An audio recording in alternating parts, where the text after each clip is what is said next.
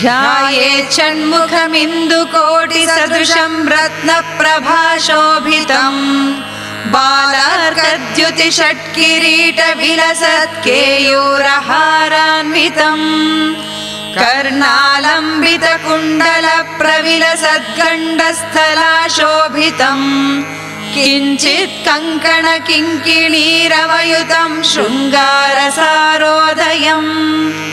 ध्यायेदीप्सितसिद्धिदं शिवसुतं श्रीद्वादशाक्षगुहं केटम् कुक्कुटमङ्कुशं च वरदं पाशं धनुश्चक्रकम् वज्रं शक्तिमसिं च शूलमभयं दोर्भिर्धृतं षण्मुखम् ध्यायेत् चित्रमयूरवाहनशुभं चित्राम्बरालङ्कृतम्।